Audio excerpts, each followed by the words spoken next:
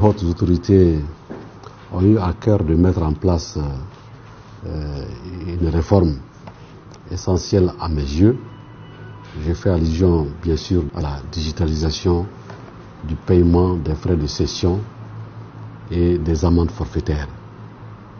Il faut dire que cette innovation technologique fait entrer notre pays dans la modernité et nous place au même niveau que nombreux pays qui l'ont déjà adopté et qui en ont reconnu tout l'intérêt. Parce qu'il s'agit en réalité du paiement des amendes grâce au téléphone portable.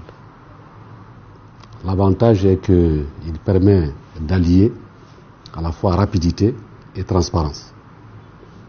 Outre le gain considérable de temps, il faut reconnaître que les usagers de la route, les automobilistes, éviteront les tracasseries inhérentes à l'ancien système.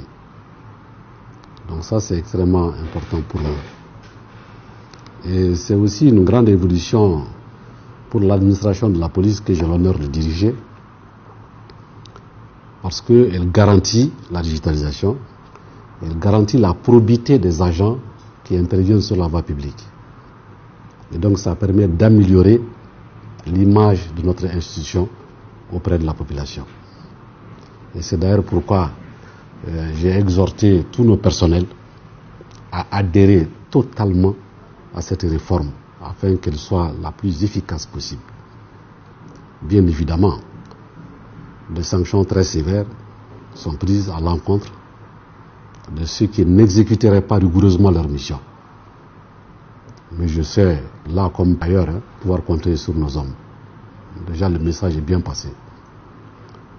Moi, je voudrais simplement aussi faire un appel à la population pour qu'elle fasse davantage preuve de civisme et de compréhension.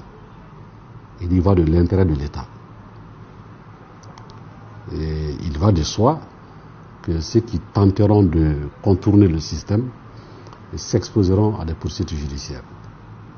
C'est pourquoi nous avons donné des instructions à nos collègues, à nos policiers, à nos personnels, pour qu'ils fassent preuve de pédagogie et de sensibilisation, parce que c'est une grande première. Mais il est clair qu'on ne peut plus continuer à percevoir des amendes aujourd'hui de la même manière qu'on le faisait il y a 10, 15 ou 20 ans. Ce n'est pas possible. Maintenant, il faut une traçabilité, il faut une transparence, il faut une certaine probité morale. Mais nous avons dit au personnel de la police, d'ailleurs tout le personnel des forces de sécurité, le ministre est intervenu sur la question, de faire preuve de compréhension, d'explication, de sensibilisation